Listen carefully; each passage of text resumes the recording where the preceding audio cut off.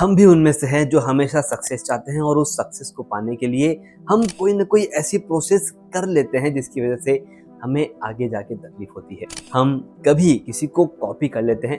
तो आज हम डिस्कस करने जा रहे हैं कि ऐसा क्या करना होगा जिससे हम सक्सेस भी अचीव कर लें, प्लस हमें किसी को कॉपी करने की ज़रूरत नहीं पड़ेगी।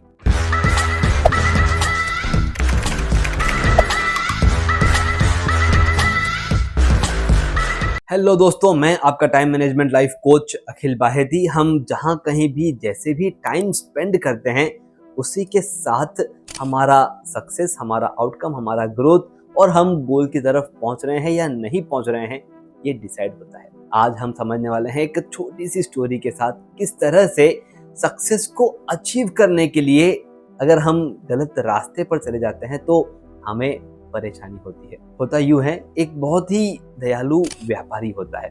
बहुत दयालु होता है। दयालु इसलिए कहा जा रहा है क्योंकि वो लोगों पर दया करते रहते हैं। जब भी कोई ज़रूरतमंद इंसान को देखते हैं तो उन्हें वो मदद करते हैं। जब भी कोई साधु संत उनके गांव में आते हैं तो उन्हें मदद करते रहते हैं। पर एक बार ऐसा होता है कि इन सब मदद के दौरान उनके व्यापार में ऐसी मंदी आ जाती है जिसकी वजह से उनके पास जितना भी पैसा है वो सब खत्म हो जाता है। उनके मन में विचार आता है कि अब मेरे पास पैसा नहीं है, लेकिन मुझे फिर भी दया करनी है, मुझे फिर भी सेवा करनी है, मुझे मदद करनी है लोगों की। मैं किस तरह से करूं? और अब पैसा नहीं है, उस विचारों के साथ जब वो दिन भर गुजरते थे, कैसे मैं मदद कर सकता हूं, कैसे मैं अपनी सेवा दे सकता हूं। एक दिन रात को उन्हें सपना आता है और सपने में एक साधु आते हैं और कहते हैं कि मैं कल सुबह तुम्हारे पास भिक्षा मांगने आऊँगा, मदद मांगने आऊँगा।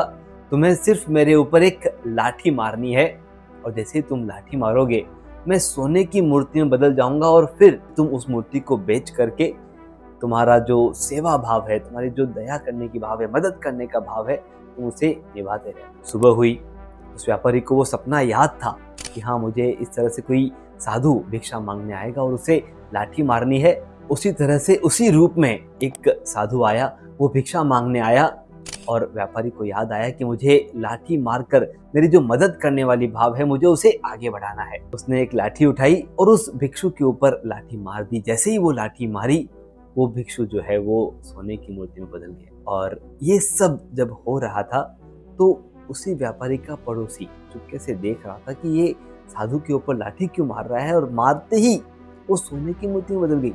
उस पड़ोसी के मन में लालच आया। उसने कहा कि इस तरह से अगर किसी भिक्षु के ऊपर हम लाठी मारते हैं और वो सोने की मूर्ति में बदल जाते हैं तो उससे अच्छा और क्या होगा। तो वो अगले दिन जितने भी भिक्षु थे उन्हें साथ में लेकर के आया, घर पे लेकर के आया और घर पे ला करके हर एक के ऊपर लाठी मारना शुरू किया। वो सारे भिक्षु उस पर नाराज हुए। पूरा समाज जिसमें ये बात पहुंची वो पूरी नाराज हुई और उन्हें पनिशमेंट दी गई, उन्हें दंडित किया गया। दोस्तों, इस एक स्टोरी से हमें क्या समझ आता है? दो इम्पोर्टेंट लेसन स्टोरी से हम बाहर निकाल सकते हैं। सबसे पहला लेसन, जब भी हम नेक काम करने की कोशिश करते हैं, जब भी हमारे मन के भाव क्लियर होते हैं कि हमें मदद करनी है, तब पूरी दुनिया हमारी मदद करने में जुट जाती है। वो जो पहला व्यापारी था उसके मन में मुझे पैसा चाहिए, मुझे आराम चाहिए, मुझे बहुत कुछ कमा करके ऐशो आराम की जिंदगी करनी है, वो सिर्फ अपने बारे में नहीं सोच रहे थे। वो उस भिक्षु के बारे में सोच रहे थे, वो उस मदद के बारे में सोच रहे थे, वो दया करने के बारे में सोच रहे थे, सेवा करने के बारे में सोच रहे थे।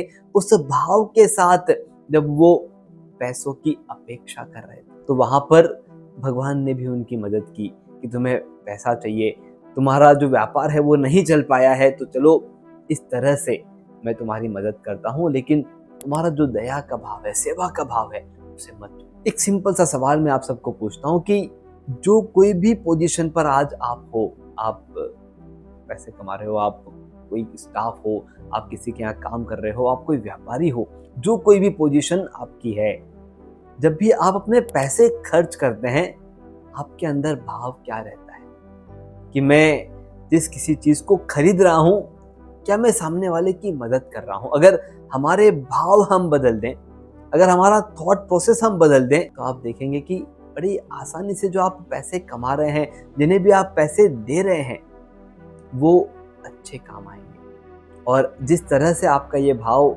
बदलता जाएगा, आप जब भी पैसे कमा रहे हैं वो आप खुद के लिए नहीं कमा रहे हैं। आप जहाँ भी इसे खर्च करेंगे, आप एक ही भाव से खर्च करेंगे कि मैं उनकी मदद कर रहा हूँ। तो जो आप पैसे कमा रहे हैं वहाँ पर भी आपकी मदद होगी। दोस्तों, ये एक बदलाव अगर हमारे शेड्यूल में हम लेकर के आते हैं, हमारे शेड्यूल से हम सीख जाते हैं कि हमारे अंदर के भाव हमें बदलने हैं, तो आसानी से अपने ग्रोथ की तरफ आप बढ़ना शुरू कर देंगे और आपके इर्द गिर्द जितने भी लोग हैं, इवन सुपर नेचुरल पावर उसमें आपकी मदद करता है। इस स्टोरी से जो दूसरा इंपॉर्टेंट लेसन लेना है, जिसके लिए ये स्टोरी बनी है, जिसके लिए ये पर्टिकुलर सेशन आप देख रहे हैं, दोस्तों, जब भी आप कोई भी कंपटीशन के पार्ट में हो और उस कंपटीशन के पार्ट में आपको लगता है कि आपका कॉम्पिटिटर आपसे बेहतर कर रहा है, आपका कॉम्पिटिटर ज़्यादा पैसे कमा रहा है, आपका कॉम्पिटिटर कुछ अलग कर रहा है जिसकी वजह से वो आगे बढ़ रहा है और वो जो रास्ता है वो गलत है। देखिए, अच्छी चीज सीखना कभी खराब नहीं है, लेकिन जब आप उन गलत रास्तों को सीखने की कोशिश करते हैं, आप कोशिश करते हैं कि आप भी जल्दी से अमीर हो जाएं, आप भी जल्दी से बहुत सारा पैसा कमाएं, लेकिन रास्ता अगर गलत है, जैसे उस पड़ोसी ने किया था, उसने रास्ता तो चुना था कि मुझे भी अमीर बनना है, पर रास्ता गलत था। उन्हें लगा कि कोई भी भिक्षु के ऊपर हम लाठी मार देंगे तो वो सोने की मूर्ति में बदल जाएगा। उन्होंने 3, 4, 5 जितने भी भिक्षु मिल रहे थे उनको लेकर के घर पे आ गए और लाठी मारना शुरू कर दिया। ये रास्ता सही है क्या? बिल्कुल। आपने देखा कि मेरे पड़ोसी ने किसी भिक्षु के ऊपर लाठी मारा, लेकिन आपने वो समझा नहीं कि ऐसा क्या हुआ जिसकी वजह से वो भिक्षु सोने की मूर्ति में बदल गया।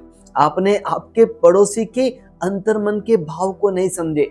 आपने आपके कॉम्पिटिटर जो भी वो कर रहा है उसके पीछे का रीजन नहीं समझा। आपने ये नहीं समझा कि वो ऐसा कर रहा है तो क्यों कर रहा है, उसके पास ऐसा क्या अलग है जिसकी वजह से वो ऐसा कर पा रहा है और आगे बढ़ पा रहा है।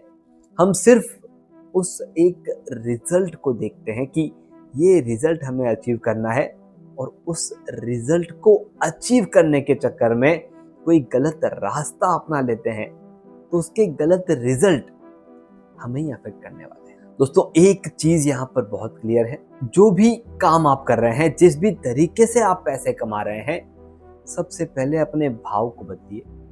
और दूसरा, जब भी किसी कंपटीशन को देख करके आपके मन में कोई गलत रास्ता लेने का मन हो जाए, आपके मन में आ जाए कि अगर वो ऐसा कर रहे हैं तो हम क्यों नहीं, एक बार रुकिए जरूर। एक बार अपने आप से सवाल पूछिए कि क्या सिर्फ यही एक रास्ता है, या फिर जो कंपटीशन है उनके पास जाइए, उन्हें पूछिए कि ये आपने किया, इससे आपको फायदा हुआ, लेकिन क्या मुझे ऐसा करने से फायदा होगा? क्या ये सही रास्ता है? अगर वो दूसरा इंसान अपने पड़ोसी के पास जाता और पूछता कि आपने लाठी मारी और वो सोने की मूर्ति में कैसे बदल गया, वो इंसान जरूर कहता कि कल मेरे सपने में भगवान आए थे, ये साधु आए थे और उन्होंने ये बात मुझे कही। शायद वहां पे रास्ता क्लियर हो जाता, शायद वहां पर जो एक गलत स्टेप लेने का मन हो गया था वो क्लियर हो जाता कि ये मेरा तरीका नहीं है, मुझे कुछ और करना होगा, मुझे उस रास्ते तक पहुंचना होगा जहां पर भगवान मेरे सपने में आए। वहां के आउटकम, वहां का शेड्यूल और वहां के चैलेंजेस क्लियर हो जाते। दोस्तों, नकल करना ये असल कमाई नहीं है। आप जहां भी अपने आप को रोक सकें, किसी को कॉपी करने में जरूर रोकें, आपके अपने रास्ते बनाएं और अपने तरीके से आगे बढ़ें। अगर आपको कहीं पर भी ऐसा डाउट आता है कि ये कंपटीशन का तरीका है और मुझे ये सही नहीं लगता, क्या करना चाहिए, आप कमेंट बॉक्स में लिखिए। मेरी एक्सपर्ट टीम आपके पास जरूर उसके आंसर के साथ पहुंचेगी। अगर आपको लगता है कि कोई ऐसे दोस्त हैं जो हमेशा किसी और के बारे में बात करते रहते हैं और कंपटीशन को लेकर के आगे बढ़ते हैं, उनके साथ ये शेयर कीजिए ताकि वो सही डायरेक्शन में, सही रास्ते पर, सही कम्युनिकेशन के साथ आगे बढ़ सके। मैं आपका टाइम मैनेजमेंट लाइफ कोच अखिल बाहेती। हमारी टैगलाइन है manage your time, manage your life.